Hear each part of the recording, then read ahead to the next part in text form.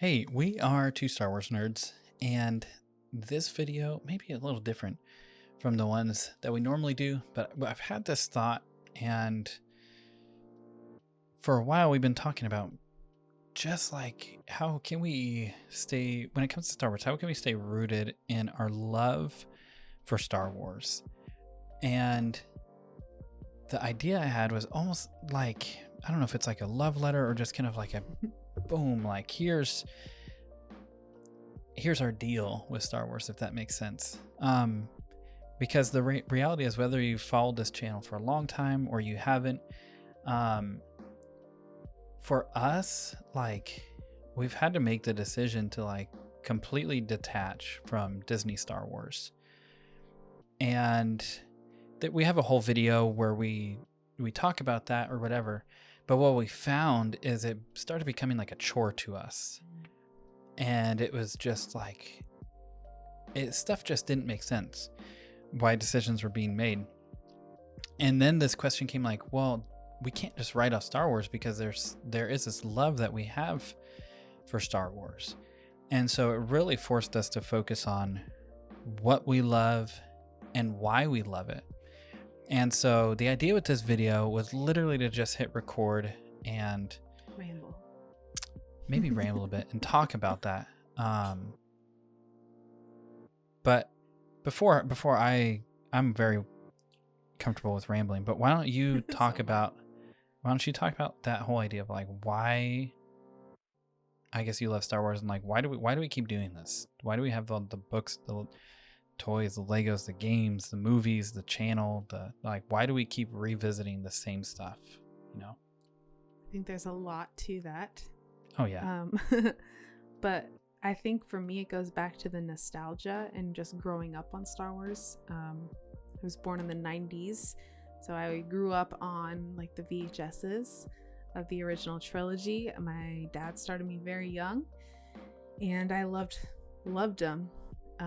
Return of the Jedi has always been my favorite, and I literally just still have very vivid memories of like eating hot dogs and watching Star Wars and just like Legit. Just random, memories of Star Wars and just the nostalgia of Star Wars in itself, but also those memories of being with my sister and my dad and just enjoying them. And then in the late 90s, early 2000s, the prequels came out, and I went to all 3 midnights and dressed up.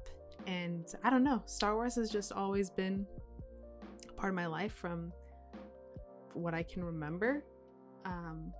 And I feel like when I watch Star Wars, it's entertainment and it's fun and cool story and all that, but I really love, like Anakin's story and the thread of it and his redemption, and just like the deepness of Star Wars and how it's more than just a story, and seeing the character developments and falling in love with the characters as in one movie, but then seeing their continual like growth over 1 through 6. And then there's just so much like that was encouraging in different aspects of my life. In different seasons, I was encouraged by different parts of Star Wars, and I remember Star Wars wasn't like super cool when I was a kid. You were kind of nerdy, I guess, if you liked it, but like I didn't care. I'd wear my Star Wars shirt, and like I said, I dressed up to go to the midnight. So it's just always kind of been in my life, and it's entertaining, and I don't know if inspiring is a good word, but not even just an Anakin story, but all of their stories. Like then even seeing the Han grow from only caring about himself to caring for others. Luke, they all have their character journeys, and I can see myself in them in different parts of my life, and there's that connection. So yeah, I think that's kind of the start of why I love Star Wars and why I keep going back, and why we've even entered into the EU now since kind of forsaking Disney Star Wars, because we weren't ready to be done with Star Wars, and there's plenty of good Star Wars out there still. Yeah, and there's over 40 years of material to go through, and just honestly, it's like if Star Wars moving forward ever has a chance, you have to go back to the modern mythos that was intended for it. Like something deep and moving. Like you mentioned with Han, you can see, maybe not everybody, but you can see a part of yourself in that. Mm-hmm. You're like, it can cause you to think. One, it can just be entertaining, good storytelling, And it is that good cinematics, right? All of that. And I would make the argument Disney does not have that. But past that, like, let's just get past the cosmetics.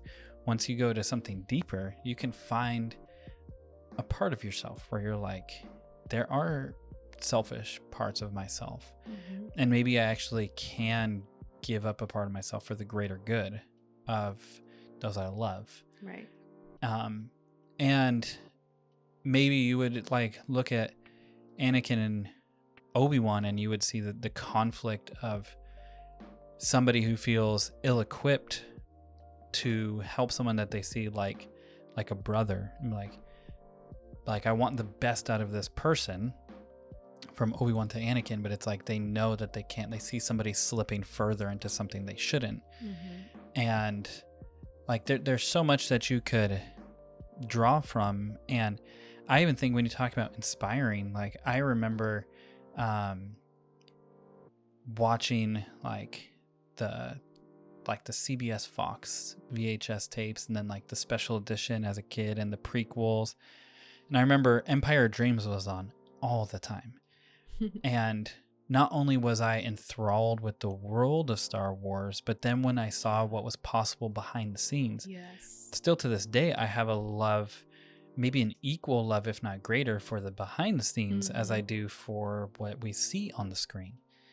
And I can't help but wonder, it's like my real interest in cinematography and storytelling, like was some of that nurtured in a sense by watching these people, like in Empire of Dreams, watching these people do amazing things, like behind the scenes.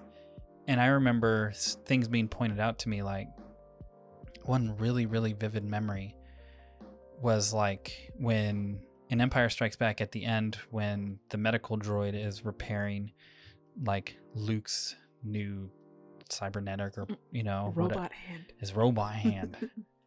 And I still remember that being pointed out and like watch the mechanics in the arm. And as a kid being like, whoa, like that looks so real. And that attention to detail was like so cool.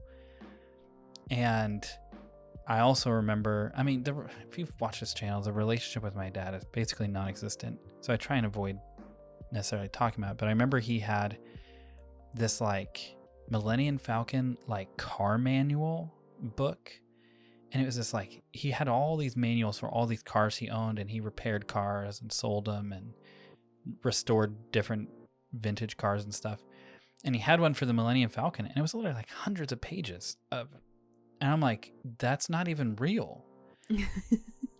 But I'm like, I don't know if that's EU. I mean, I don't know. I need to get it off eBay. But I remember looking at it as a kid. I'm like, this is crazy. Like, and just like reading and watching things, and you could get totally lost in this world where for some they need an escape. And for other times it's just, there is the deep mythos side, but there's like, you want to just keep exploring. And I don't know. I guess there's parts where I'm like, man, it's like, there's times where it almost like feels real, like it doesn't feel like you're talking about something made up. Right. It feels like you're talking about something real. Well, I know one cool thing that I'm just remembering.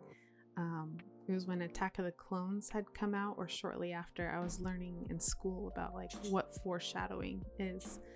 And I remember the moment it clicked. I was watching Attack of the Clones and I saw when they're in the droid factory and Anakin's hand gets stuck. I'm like, and I asked him, like, is this foreshadowing? And then, my parents were like, yeah. And I'm like, oh, and like, it helps me understand, like, And every time I think of Foreshadow, I think of Attack of the Clones and that scene. So I still think of that today, and like it helps me learn. Mm-hmm. And you know what's even interesting, just thinking about like the collecting we do. We we have a lot of books behind us, and like a lot of that's double stacked even. And we have a goal, this is kind of like a side note, we have a goal of owning every adult and young adult novel in the EU, preferably without the Legends banner. We have an insane spreadsheet and stuff. But there's even stuff where I'm like, I don't like all of it. Mm-hmm.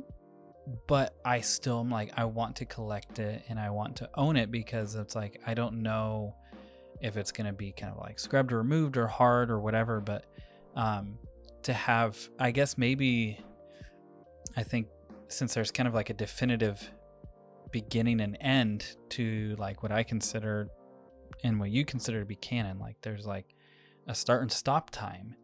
And so it's like, I want to get everything from this and appreciate it for what it is.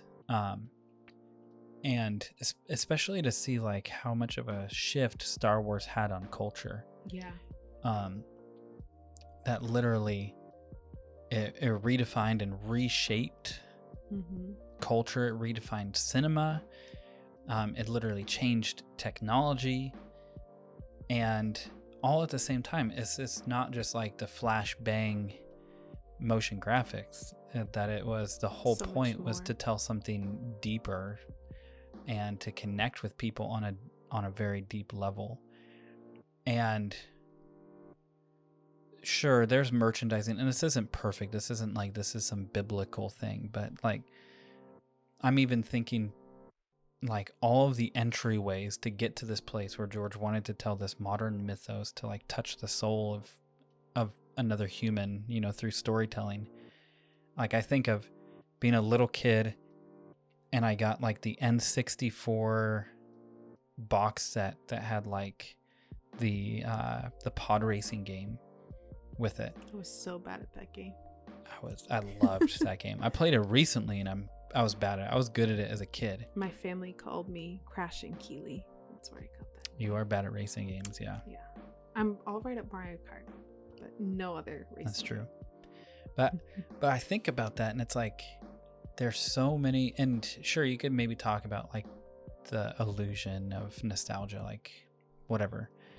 But I think it's like, but why do we have to go there? Because like, sure, objectively, maybe some things like could be bad or whatever. But when I look at these things, I'm like, no, like legitimately, like these were fun. And these were, and I mean, I know there's older fans who had a whole different kind of generation of things, but it was all these entry points to get further plunged into a world and maybe role play or get into this place where it's like you want to be a part of this. And like you said, it wasn't like the super popular thing. I don't know if it is right now or not. It's had seasons, like sure, where it's cool to like Star Wars, then it's not. At least in my lifetime. Yeah, or it's like how much do you like it? You know, right? There's a line. But like I remember like going over to like, you know, a friend's house and you see like in their bedroom, maybe like I can think of a friend, he had like the movie that I'm like, yo, like let's watch Star Wars, like this is legit. And it's like you could like become far better friends like right away. Or like playing, like for me, like playing the Battlefront games, you know, like teenage boys playing that, like just tearing it up, like having fun. And like there's just so much where when I look back, I'm like, yeah, that stuff was fun. And it's like you couldn't get enough of it. You needed more and more and more. Right. And so when I think about this, now what's difficult is like, I'm like, somehow they managed to like crush that and drive it into the ground. And so I guess like the whole idea of even this, like for the love of Star Wars, is just thinking like, why not just focus on the parts that you love and focus on the things that you love. And even to be able to like share that with others and to have other people encourage us in this pursuit and to like learn things. Like there's so many EU channels I watch where I'm like, I feel way out of my league watching them. We are, and that's okay. And it's like we're okay with that. They're like on a different level. Yeah. Or I'll watch people who like they do like crazy deep dives on like war strategy breakdowns, or like I'll just watch things. I'm like, this is nuts that people spend this much time, but it's so fun, and it just help rekindles that. And so I think even the point of all of this rambling, so to speak, is that it's like Star Wars, in a sense, is dead, like the new stuff, but in a sense it's very much alive and well. And I think you have to go back and you have to focus on, you can't let the new take away and subtract from that love that you've had for the old and the original actual story by the creator. Yeah. And I know some people, you know, this isn't like an elitist, oh well, you're not a real fan if. I know there's people who legitimately like the new stuff, and that's great. I just get upset. And I find when I look at all the old stuff, I'm like, this is the stuff I like. This is the stuff I love. It helps rekindle that and helps, makes me reflect more. I have fun with it and all this. And we don't like talking about things we don't like. Like we'd rather, like, I mean, maybe we are a tiny bit right now, but like, I don't want to have a video on why I hate this show, why I hate, like, that's just depressing to me. I know people do that and that's cool. But to me, we tried it for like a little bit, and we're just always bummed out. Yeah, and then I'm like, this is not like there's no enjoyment here for me. Let's just go watch Return of the Jedi so I can like scrub this off. It's kind of how the channel progressed. We had things we wanted to talk about, and then we were watching stuff in real time. We're like, well, we can't be positive about this because it kind of sucked. We want to be positive, yeah. So we were real. And then we're like, oh, to kind of offset that, let's go back and get like super positive. And then we just found this pattern where we're like, why don't we just cut out this section that just keeps irritating us? Another really cool thing though about Star Wars, and it's been more so since we've had this channel, is like the community. And yes, I know that when you say the Star Wars community, that can mean a lot of different things. And there's a lot of maybe not beautiful aspects of it, but the people that we've met and the stories that we've heard and the friendships that we've made, like they're such a blessing. And it's just literally, we made them through a connection of Star Wars, of like George Lucas's Star Wars. So it's really cool to find like like-minded people, and people we met 3 years ago we still talk to, and we've met, you know, people who aren't local. We've met, you know, some of you, and it's super cool. Yeah, and like I could think of like, and this isn't until like if I don't say your name or whatever, but I can think of like Charlie, Strike, Avella's dad. Yes, legend. X-Wing, Matt Cave, you know, Magneto Alex, Risman, Brennan, you know, Quinlan Voss. I feel like I may be saying Matt Cave twice, but Matt Cave is just that awesome. Our son loves Matt Cave. Our 4-year-old. He does. I can think of like Padawanami, Brother Copeland, you know, like I can think of like all like Percy Man, Sandman. Even you know? like back, I haven't seen him in a while, but like Casual. Yeah. We still have like a really cool Black series from Casual.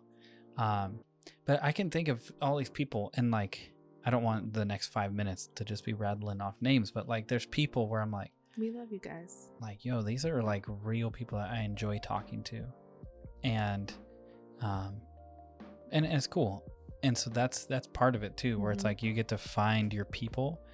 And sometimes I would be talking with people like in real life, and I'm like, God, I just want to go talk with some Star Wars people, you know, like I want to go talk with them. Well, and you know what's cool? Even in the list of those names that you said, there's people who like things that we don't like, and we're still friends. Like, isn't that cool? It's crazy. And I'm sure we like things that they don't like. Yeah. And that's the beauty of a real community. Yeah. It's like, we don't all need to be like in agreement on everything. It's like, we love Star Wars. You know, we have different opinions on it, you know, and that's totally fine. But I don't know. Again, we just hit record. We wanted to talk about, like, for the love of Star Wars, maybe just like a refresh, you know, for us in this season of life. Yeah, we plan on being here for a long time, and just as long as we can, just keep making videos about the Star Wars we love. If you stuck around this long, you probably figured out it's probably never going to be Disney Star Wars, but it's going to be the stuff we love, and where we always want to try and do things collectively, not just like a one-way street. Like, how can we like embrace that community, so to speak, and actually like have conversations and dialogue and watch each other's videos and, you know, cool stuff like that. But at the risk of rambling forever, I think I'm going to cut it. I think that was good. I think so too. This is like, I don't think I'm going to edit any of this. I'm just going to leave it as is. That'll be fun. But we are two Star Wars nerds. May the Force be with you Always. always.